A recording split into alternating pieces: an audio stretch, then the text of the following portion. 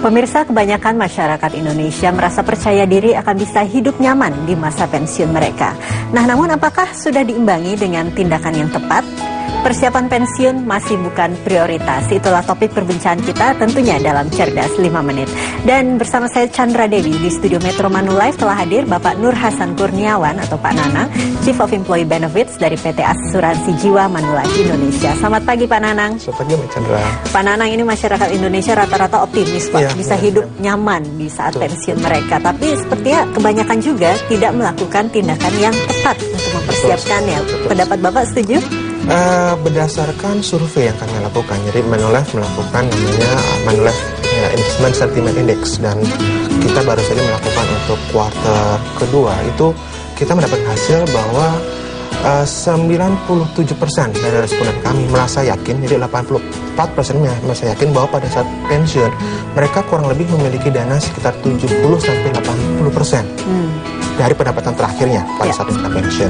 Tapi pada kenyataannya itu hanya 43% yang punya program pensiun. Nah, ini kalau kita kembalikan lagi juga ke istilah program pensiun yang ada di Indonesia, ini kurang lebih dari 63 juta pekerja formal, hanya sekitar 12 juta itu yang memiliki program pensiun dalam bentuk JHT di jam sostek. Seperti itu. Jadi bisa dikatakan hampir setengahnya itu tidak memiliki program dana pensiun. Jadi Pak, kurang lebih kalau kita bicara program jam sostek yang wajib dari tahun 92 hanya sekitar 19%. Selebihnya mungkin itu tanda tanya besar bagi kita semua. Oke, barangkali kebanyakan dari mereka sudah merasa menabung yang cukup besar untuk persiapan dana pensiun. Sebenarnya sudah cukup belum sih Pak menabung saja? Kalau kita bicara menabung, berarti kan kita bicara kita menabung itu di bank dalam bentuk deposito atau tabung. Sementara kalau kita bicara pensiun, mungkin seseorang mulai bekerja umur 21 ataupun 25. Kemudian baru akan dia pensiun di umur 55. Nah, pertanyaannya, jika hanya menabung, apakah itu cukup? Nah, tentunya kalau kita bisa menabung, berapa sih bunga deposito atau bunga tabungan? Bunga tabungan mungkin sekitar 4% maksimal. Sementara kalau kita bicara deposito maksimum mungkin sekitar 8%. Sementara inflasi di Indonesia kisaran antara 7-9%. Berarti tabungan, jika hanya kita menabung, tentunya dana tabungan kita akan tergerus oleh inflasi. Itu yang hal-hal yang perlu kita informasikan dan kita edukasi kepada masyarakat. Oke, kalau begitu langkah apa yang paling tepat bagi kita untuk mempersiapkan masa pensiun kita, Pak? Langkah paling tepat adalah pertama, kita mulai untuk melakukan pencadangan dana pensiun untuk masa usia tua kita. Kemudian dua adalah kita diklasifikasi dari portofolio investasi, tidak hanya dalam bentuk tabungan atau deposito di bank, tapi kita harus bisa melihat porsi investasi lain dalam bentuk seperti saham, obligasi yang bisa dibeli melalui produk asuransi, dana pensiun ataupun reksadana. Oke, kiranya berapa dana sih harus sebaiknya kita persiapkan nih Pak ya, supaya paling tidak kita bisa hidup nyaman sesuai dengan gaya hidup kita di saat pensiun, dan pastinya di saat kita pensiun pun kita tidak usah lagi pusing atau masalah finansial. Pertanyaan menarik Mbak Chandra. Berapa?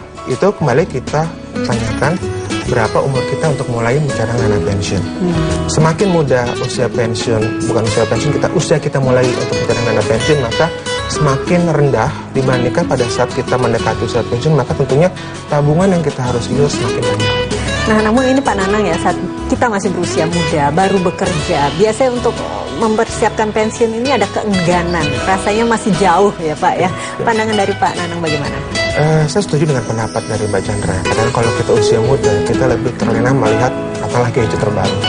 Nah, ini tentunya adalah kesadaran bagaimana dari kita kaum muda untuk insaf bahwa kita harus mencanangkan buat dana pensiun.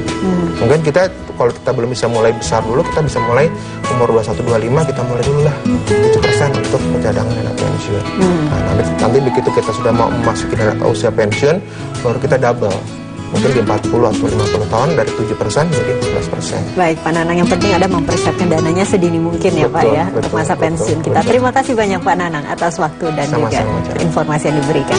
Dan pemirsa, demikianlah Cerdas 5 Menit, Cerdas Finansial untuk episode kali ini. Saya Chandra Dewi, terima kasih atas perhatiannya. Sampai jumpa.